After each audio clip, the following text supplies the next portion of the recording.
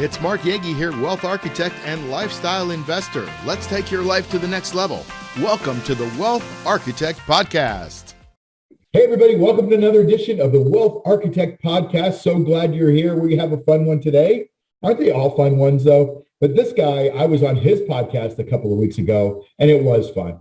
He's kind of an international guy. He's an Italian dude that lives in Austria. So he's going to give us some flair, but he's a lot of fun to listen to. His main gig is that he helps business owners in services discover how to run their company more efficiently, which results in higher sales. And he created the strategy sprints method that doubles revenue in 90 days by getting owners out of the weeds. Pretty important to be working on your business rather than in your business. He's the CEO and founder of Strategy Sprints. He's also got a book by the same name. We'll probably hear about that. It's a global team of certified strategy sprints coaches, and it offers customized strategy to help customers and clients gain market share and work in weekly sprints, which results in fast execution. Please help me welcome our guest today, and that is Simon Severino. Welcome, Simon. Hello, Mark. So cool to be here. Hello, everybody. Great to have you. So listen, let's start off real quick with a little bit of background. What gives you the creds to be able to tell people how to grow their businesses faster? So in 21 years, I have been doing only one thing, and that's being the strategy advisor to teams, especially B2B teams, agencies, consultancies, and B2B SaaS, on how to enter a market, crush it in the market, stay in the market. That has been the only question that I've been asked every day for 21 years by executive teams. And my personal passion is, of course, go to market, because that's the most vital thing. If you say to somebody, hey, I need 3 days more, I'm not sure I got the strategy, how you enter this and the angle and how you stay there and how you beat your competitor. Can we have 3 days more with your whole executive team? They go, of course, Simon. If we don't get this right, everything else doesn't fall into place. You need 3 days more? Sure. So I have their attention. It's relevant. We're all committed. And I was like, wow, this is my favorite thing to do. Can I do this for 15 years? Fast forward, 21 years later, I'm still doing this. The only thing that changed is the world around us and my role and what my business and what my team needs from me. I was the solo guy. I was the business when we started, and now it's a team, and now it's in almost every time zone. So the first challenge was, how do I remove myself as a bottleneck? How can I fire myself from operations? This is something maybe that many listeners are thinking about, right? I'm hitting a plateau.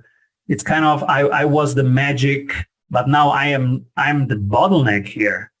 We have hit, I don't know, 500,000, 600,000, 800,000 per year. And if I do more, it doesn't get better. I will just burn out. And so if I do more of the same, I'm not scaling here.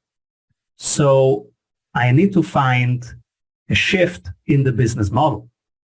That's the moment usually when people call us and say, now I need a sprint. Because if I do just more, I'm just depleting my energy, but I'm not moving significantly from 80,000 per month to 160,000 per month, from 100,000 per month to 200,000 per month.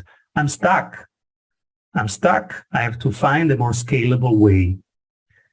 And this is something, especially agency owners, consultancy owners, they've come so far, and now we have to tell them, we have to fire you. Right. They don't like it. And I remember I was telling to my wife, right, I'm firing myself. She goes, are you kidding? And so I said, no, really, people cannot book me as a coach anymore. And she says, but Simon, you are the company, right? Yeah. I say, well, yeah, I started the thing. But when you go to a doctor, yes, you need some trust in the doctor, but you don't go for the doctor. You go for solving your problem at hand. And that is actually baked into a process. And that doctor learned the process, can teach the process, and can hand it over. That's why there is 6,000 years of medicine. And it's working. It's the process, and you can trust the process, right? Well, that brings up a whole litany of questions, and I want to get to systems and processes in a second here, but I want to start with one of our limitations that we have as human beings. And one of the limitations that I know I have as an entrepreneur, or I had, let's say, I still have it, let's be honest. And that is, I'm a bit of a control freak. Most entrepreneurs have an idea, they have a vision of the way they want to see things done. And what they do is they take the adage, if you want to get something done right, let's just do it yourself, right? Because they don't want to trust the details to somebody else, even though they may not be the best person to do the details.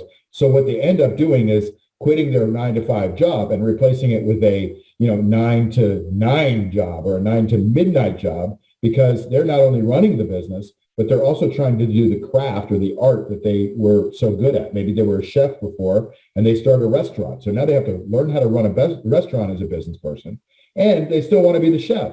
But now they realize that something's got to give. Their life can't continue that way or they'll burn out. I'm going a long way to asking this question, and that is, how do you get the entrepreneur to admit, okay, listen, I'm going to give up the reins in this particular area. Maybe it's the business, maybe it's the art, maybe it's both. How do you get them to admit it and hand over that control to somebody else when that's not in their vision or their nature? I totally feel with them, because they should never hand over control. I'm a control guy myself, and everybody who has a high quality standards has high control needs over that quality, because otherwise you cannot ensure the quality. So keep the control, but you bake it into the system. So let's have an example. So it's I fired myself as a coach. I now say, all right, yeah, you want to double your revenue in 90 days? Come in, here is your coach. Now I will not just let them alone with the coach for 90 days. There is a sprint dashboard that it's always in real time, and it's the one marketing number, the one sales number, and the one operations number of the week. So we have daily habits, weekly habits, and monthly habits, and all of them are in a real-time dashboard. And I have it on my phone right now. I don't have to trust anybody, and I don't want to trust anybody. I trust only a process if it's a trustable process. I don't trust people. And this is maybe where people go, I don't have to trust. All right, because we're not right. good at trusting anyways if we are entrepreneurs. But we are good at measuring and at creating tracking systems and measuring systems. So you want to bake quality loops, quality control loops into everything and have real-time data in a non-corruptible way. The real data always accessible. So right now we have 22 people sprinting. And on my phone, I can see right now 22 sprint dashboards. I see their marketing number of this week, the sales number of this week, and the operations number of this week. That's why I don't have to trust. I can control, I can verify, right? So I prefer to verify, and you bake control loops into the thing. So which mechanisms will tell you if a quality standard is not met? How can you build them in a way that it's telling you early, that there is an early signal, an early indicator that something is just going 0.2% not according to standard? Because then you have time to react. That's why it's a weekly dashboard and not a monthly dashboard. And that's why it's real time, because you want to know the weak signal so that you can react in time. And that's quite important. Many people get a monthly 50 KPIs. Yeah, right. It's not helpful. Yeah. I want 3 numbers and I want them now. So let's bring this down to a real example. And I know, there's a lot more to it than what we can do in a short podcast. But let's say that I have a company that makes covers for phones. And I come to you and I say, Simon, and I'm assuming I'm not coming to you at the very beginning of the business. I'm coming to you when the business is starting to grow. So let's say my business has been around 2 years. I'm working my fingers to the bone. and I come to you and I say, okay, what can you do for me? I need to increase my sales from 1 million to 3 million in the next year and a half, 2 years. How can you do that? Take me through the process, because we're going to talk about that process, but take me through the big rocks you're thinking to make me convinced that it's a good idea to kind of keep control, but give up the day-to-day activities and just measure it. And how do you help us? Yeah. So if it's B2C, we don't coach them. If it's B2B, meaning they are selling high ticket items to other people, then in the end sell it to retailers, then we can coach them. Let's go with that. Because we need a high ticket and high profitability, high margin. Otherwise, it's just not a good business model. We don't do it. Okay. So we want good business models. And that's high margin, because when it's high margin, you care about the other person. And we only support people who really care about the other person on the other side. Now, why does margin mean that you care about the other person? Because then when they call you, you go, oh yeah, I'm here. And if somebody calls you for something that's $100, you go, I'm getting called again. So that's not the energy that we want to support. We want to support an energy where you go deep, where you really care, and you grow together. Huh, interesting. Okay, so anyway. So high ticket. Yeah, high ticket. And then in the first month, we will divide their work into 3 pieces: marketing, sales, operations. Many times, marketing and sales is kind of mushed together. Usually. So we teach them what the difference is. Marketing is, hey, hello, here we are. Let's talk.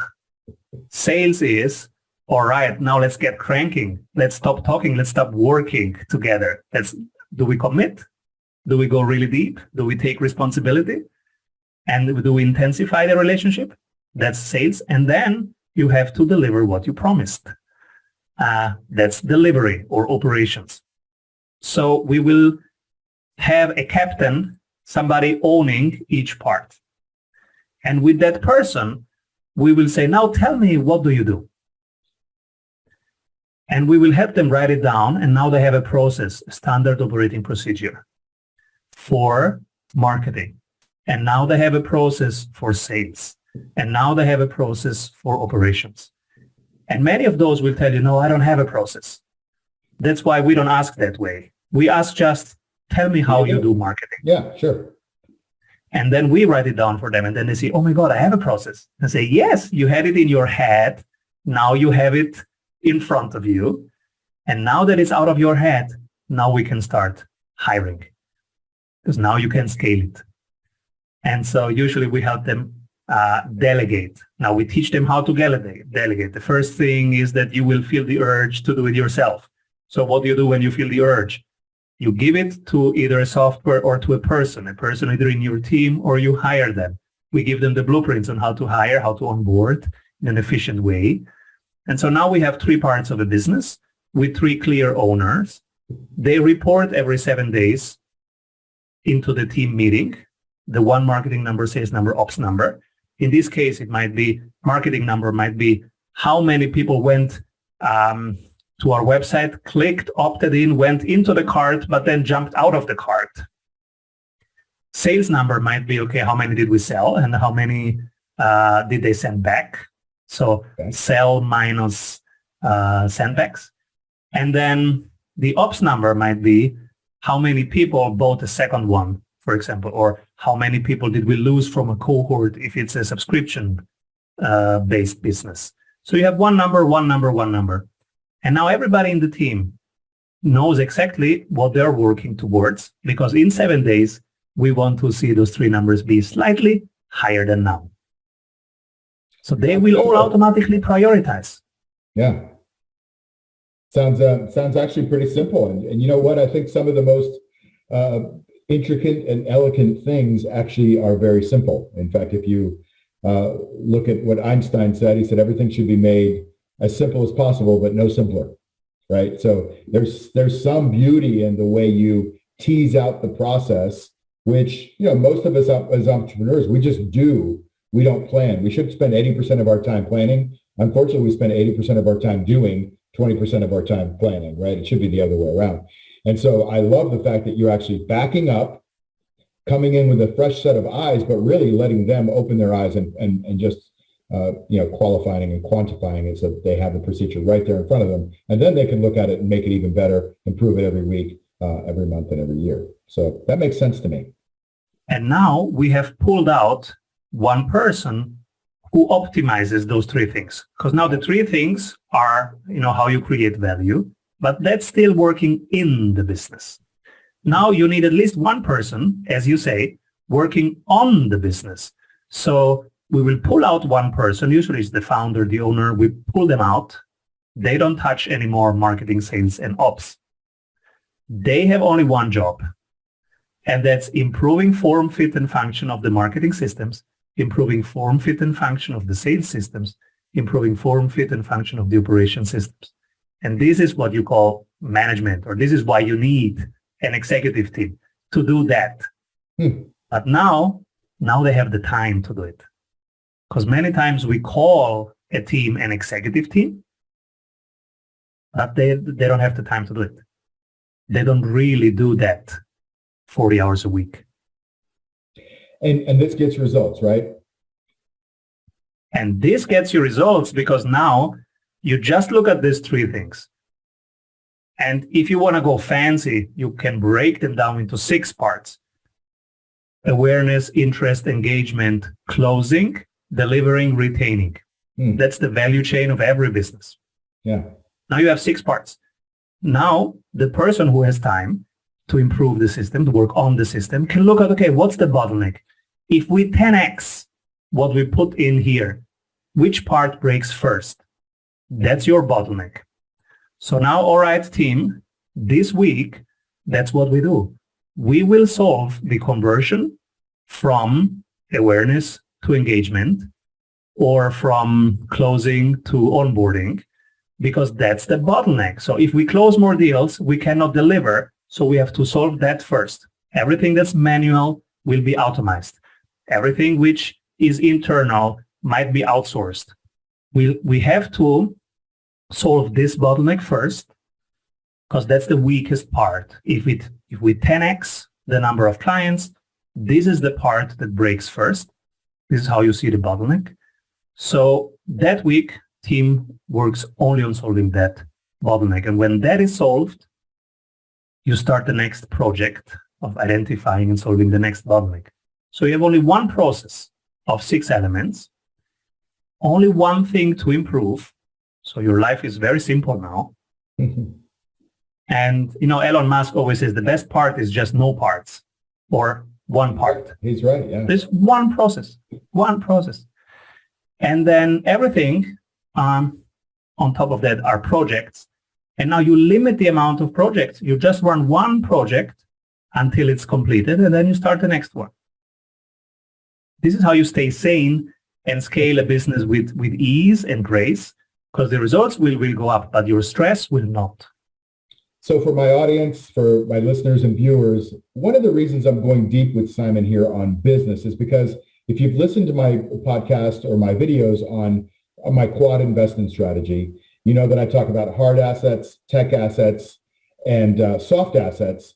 And then I also talk about investing in yourself and investing in your business. So if you're not in business, that's okay. You can invest more in yourself or whatever brings you in money as well. But if you have the opportunity to be in business, that's what this is for, is because so often what we do is we get in business and then we start working, just getting sales and getting business and making profit. And we're never tweaking and improving the business so that we can take ourselves out of it. I talk about at least 4 freedoms, right? There's a lot more, but the main ones are financial freedom. Certainly on this podcast, we talk about financial freedom and how you allocate your resources so that you can live a free life. But it's not all about financial freedom. It's time freedom, it's people freedom, it's location freedom, right? So how do we do that? Well, if you're working 80 hours to 120 hours a week right now in your job, you don't have time freedom. You may have financial freedom, but you can't use it. You probably don't have people freedom. You got to go and see the same people every day, because if you don't, things start to weaken. You certainly don't have time freedom. So the bottom line is that you have to put processes and procedures in your life. And this is such a key component. And it's one of the reasons that I think it's such a benefit to listening to this podcast. You may not be in business right now, but there's a lot of cool things that this man is talking about that you can apply to your life to get those freedoms in your life, right? Make some changes, make some decisions. So keep listening because he has some really cool things to say. By the way, we're going to take a quick break and we'll be right back. Hey, it's Mark Yegge here to tell you about our cash flow machine trading program that's designed to teach you how to make safe, reliable income. Now, we shoot for 2 to 4% a month of income and growth in your portfolio. And we have courses to teach you how to do this yourself or inside a mastermind community. And the best part of that is it only takes about 20 minutes a week to implement. Now, while 2 to 4% a month doesn't sound like much, I show you exactly how we took my IRA from $111,000 to over $500,000 in just 19 months without huge risk. I'm not telling you this to brag, just to show you that you can do this too. So to learn more about this program, go to cashflowmachine.io. That's cashflowmachine.io, and you can learn more.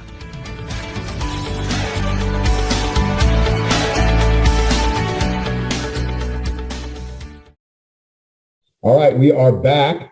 So Simon, listen, one of the reasons I really gelled with you when we first had our first meeting was that I loved the way you approached life, right? You have a real zest for life, and you've kind of gone into your professional mode here, but I know you as a little bit more fun, but when you're in professional mode, that's probably like because you're direct and you're getting stuff done.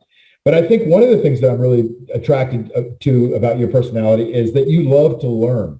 Right. So tell us about that and why that's so important, not just to you, but maybe why that's important to other people that you've met who are successful. Learning is core for me. And everything is learning. To me, the world is a huge library, university, you name it, a gym. It's something, to work with. It throws stuff at me and I say, yes, bring it on. And then I try to learn what this thing is. So I'm getting 42 years old. I used to be a triathlete, but now I have 3 kids and I'm 42. So my body starts, becoming stiff. And so I'm learning now the art of yoga. Right. And I learned that there is such a deep quality in there. And I'm learning how to make the body soft again. Wonderful. Ashtanga yoga is a wonderful thing that I'm learning right now. It's teaching me what the body is actually here to do and how it should move actually. So wonderful. And then, of course, there's the deep side of yoga, which is meditation. And you do that actually to connect to your eternal self, to your divine, infinite possibility. And that's the spiritual side of yoga, where I'm learning a ton also there. Next thing is that the Federal Reserves decided to take 20% of my net worth and just print burr. So I had to learn how to invest, because you cannot have just money on a banking account. You can, but it's devaluing. It's like holding ice in your hand. It's just melting away at the 14% rate, according to my calculation, 9% according to official media. So I don't like that, to lose 40% of my wealth. And so I'm learning how to be an investor. The systems that you have, I am learning how to build them, how to keep them. I'm getting smarter. I'm understanding more. And since I'm a learner, I take what I know from strategy and I try to bring that to trading and investing. That's great. I'm learning. I'm learning every week. I have some things I found out, and definitely in terms of risk management, I come from the strategy side. So I always go. I never try to pick a winning asset. I try to pick the indispensable infrastructure piece that it will need. So, for example, I would never buy an NFT, but I am analyzing NFT exchanges every week. Because whatever NFT you want to have, you will need a platform, you will need an exchange where you buy it. So I'm looking at the flow there. I'm looking at the infrastructure. I'm looking at all blockchains, and I go only for layer 1s. I would never touch Matic. It's a great asset, but it's a layer 2. And as a strategist, there are streets, there are buildings, there are companies in the building. That's the 3 levels of risk.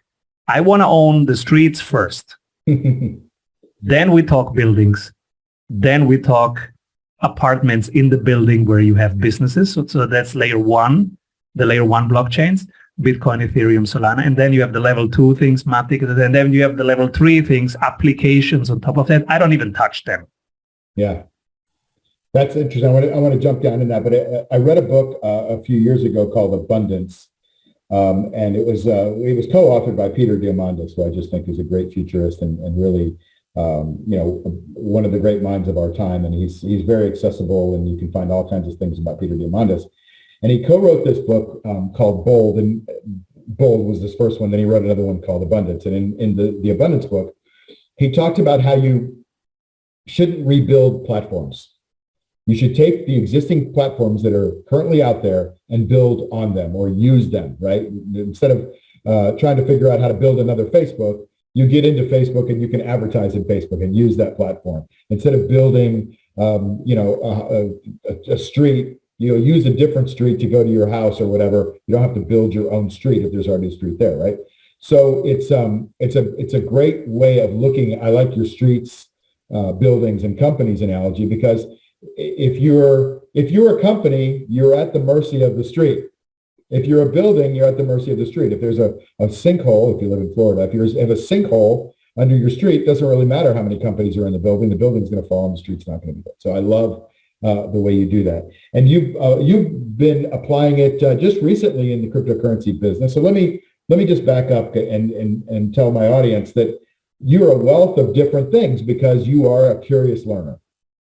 And that's what I found in most successful people. In fact, if you listen to my podcast, you always find that people aren't just unidimensional here. They've got lots of dimensions to them. And that's why I find this business fascinating. But, in your case, you are into trading, learning how to do stock trading and options trading and crypto trading, things like that. But in the last couple of days, we've had a lot of tumult in the market. We've had one of the major exchanges has basically failed. And whether there's fraud there or not, we don't know. But it's taken down some of those buildings along the street. And maybe tell us just briefly, you don't have to tell us the names, but you've been able to find some opportunities and capitalize on those opportunities because you're such a learner. Tell us a little bit about that. That's a great example of what happened the last 2 days and how I approached to understand and to trade it. So we lost one exchange and one major player who was running the exchange. And everybody got super emotional.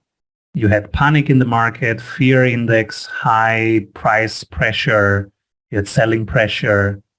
And then you had people picking data and creating incredible emotional loops on Twitter that were then picked up by main media. And everybody thought, again, end of the world. So if you stay with first principles, something like Warren Buffett, Ray Dalio, the really good investors that have stood the test of time, that have done 30 years of beating the market, not just 1 year.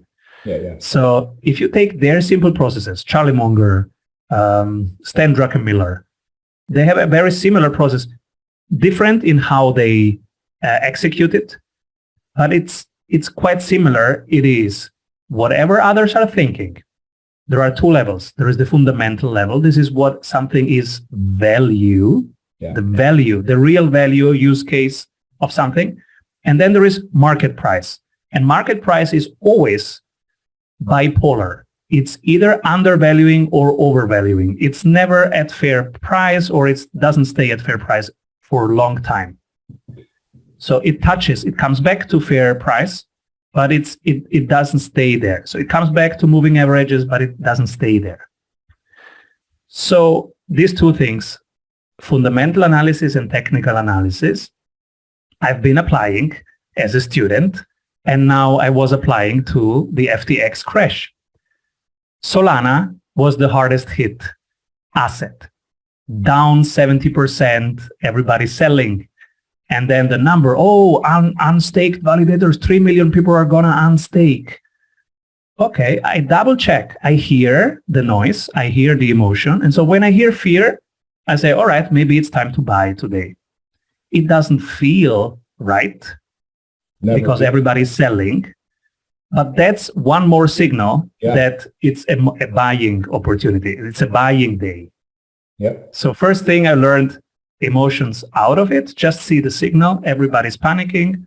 Okay, let's go shopping. Now, what do we shop? Fundamentals first. Don't look at the price. Fundamentals first. So what is Solana? It's a layer one. It's a street. What changed? Nothing changed in the fundamentals. Nothing. So the price is extremely low. That's a buy indicator. I just double check. Bollinger Band, RSI, your usual indicator, volume, to enter at the right moment. But I don't wait totally until trend reversal. I try to nail the bottom, even if it's hard, but I nailed it at $13, and I doubled my Solana bag. Nice. So now it's at, as we're talking, it's at 17, 18, and that's a 30% in a day. So just by not being an expert, because I'm not an expert investor or trader, I'm just a person who thinks in first principles, is learning because knowledge is available out there. You can study these things on YouTube. But that's how I study. And I'm applying first principles and especially strategy. So what's the difference between fundamental analysis and technical analysis? And what drives what? So that's the thinking process. Strip out the emotions, everybody, because when you strip out the emotions, you can make a logical decision. That's why I always tell people in my program to have a plan, because you make that plan when the market's closed and you're logical and emotions aren't driving it. Because when the market's open, and in cryptocurrency space, it's open 24/7, but when the market's open, that's not a good time to be making decisions, because you're hearing news from the TV. Kramer's telling you what stocks to buy and sell. The news about this guy, tanking his exchange, and he's going to have to liquidate, and the rest of the street's going to liquidate. And some of that may be true, but if you get sucked into the hype because other people have their interests, selling newspapers, selling ads, then you start to make emotional decisions. Simon basically telling you, look, back up, go back to the fundamentals. What has changed? Nothing. If nothing's changed, now you just have a strategy to rely on other things, fundamental analysis, technical analysis, price entries, things like that. Maybe your momentum indicators, whatever they are for you, whatever system you're using, which goes back to the top of our call, and then you can rely on that system. And let's go back. I'm just going to call you the systems guy, because you no matter what I've asked you today, it always goes back to a system. And I know from the things I teach that systems remove emotions, systems are made of rules, and the rules are there to protect you. Sounds like you do the same thing. You systematize businesses so that they can strip out emotions, step away from the business, let it work even better because those emotions might have been clouding it. Am I getting close to the summary of what we've just talked about for the last 30 minutes? Absolutely. Absolutely. I think systems is the core of everything, because, when you get hit hard by, let's say, a pandemic or, a market crash, etc., the only thing that you can rely upon are your systems. Yeah. So the goal maybe can stretch you higher during happy times, but in tough times, so you can raise to the level of your goals, but you will probably fall to the level of your systems. Yeah. And so that's the base. That's the core. You live in systems, and then, you energize yourselves with goals, but you live in systems, hopefully. I love it. We could end that part of our chat right there, but I would like to give the audience an opportunity to connect with you more. What can they do? How can they get more of Simon Severino? I share many of my systems, checklists, blueprints in the Strategy Sprints book. It's on Amazon. And I hang out at strategysprints.com. Cool. We also share many of those tools, weekly habit, daily habit, monthly habit. We share them on, it's open source, because I want them to get better and then to be used. So they are also at strategysprints.com. All right. So Simon is at strategysprints.com. He's got a multitude of resources there. I know him in one of his Facebook groups, and there's a lot of value that somebody that cares about humanity gives out for free. So I suggest that you guys take advantage of some of it. Of course, if you want to go further with him, he's got to make a living, and and probably does a pretty good job doing that and providing value for people. So you can step it up, but at least he's giving you some resources to go and find out some things and get to know him a little bit better. And I hope you've been able to get to know Simon Severino a bit better on this call. So Simon, thank you so much for your time and your wisdom and for being here today. Thank you, Mark, for holding the space for your community with this consistency. Keep rolling. My pleasure. Great to see you. And by the way, thanks for being back here as an audience. I'll always love to have you viewing, watching us, like us on Facebook. And remember what I always say, never give up your power in your health, your wealth, or your time. See you next time on the Wealth Architect Podcast, everybody. Take care. Bye. You've been listening to the Wealth Architect Podcast with Mark Yegge. Follow us on iTunes, Spotify, or wherever you get your podcasts. Like and subscribe on YouTube. Share and tell your friends. See you soon.